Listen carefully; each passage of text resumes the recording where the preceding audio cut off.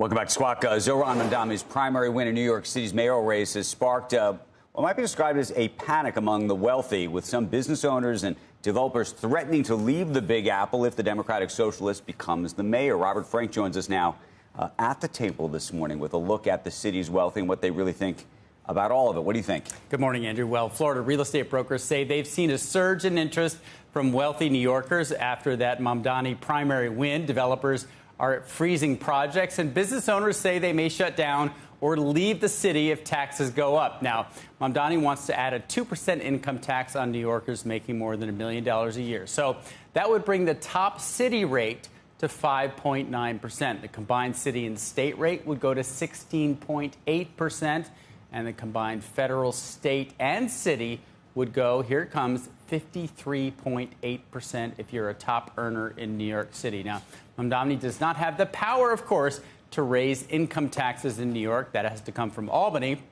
where the governor has said, quote, I don't want to lose any more people to Palm Beach.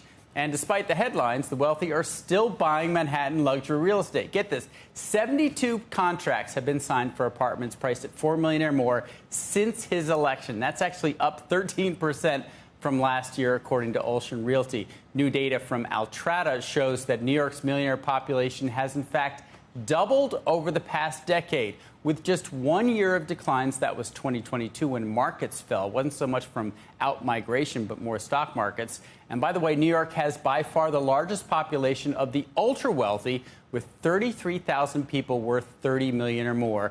L.A. ranks second with just 19,000. Now, for more on how the wealthy are navigating the New York City mayoral race and what it means for taxes, you can go to the Inside Wealth newsletter. New one out tomorrow morning. Go to cnbc.com/insidewealth. That's cnbc.com/insidewealth. I feel like Mamdani's going to be running an ad with this clip in a moment. Why is that? If you're saying that people are still here.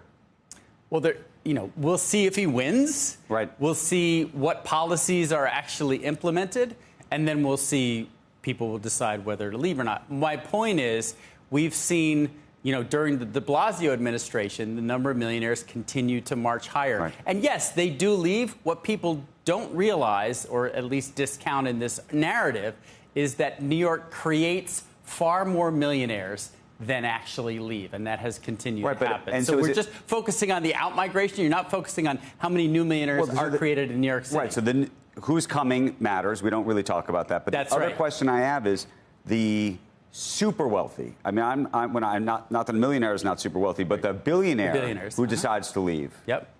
The tax loss on that 1 or 2 or 3 or 10 individuals, you sometimes need 100 or hundreds. Correct. We saw that in New Jersey with David Tepper moving, and we've seen some prominent, Josh Harris from New York moving, Daniel Oak moving, some billionaires who move. And the headlines are prominent when those folks move. What you don't see is the broader population of very wealthy people, again, new wealth created, or those who are staying. But you're right. The top 1% pay 40% of the income taxes in New York. So when some of them leave, it doesn't have to be a large number, just be a few thousand.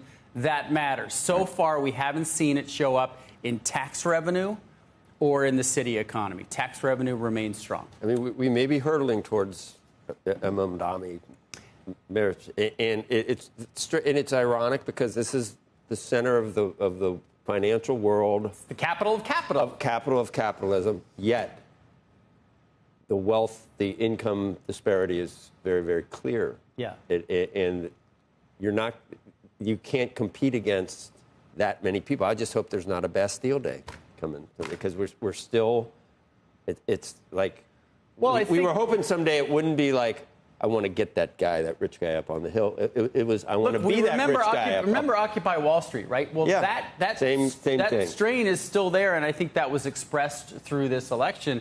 We'll see whether it holds through the general, and we'll see whether, after this meeting yesterday with all these business leaders, whether Mamdani starts to moderate his policies.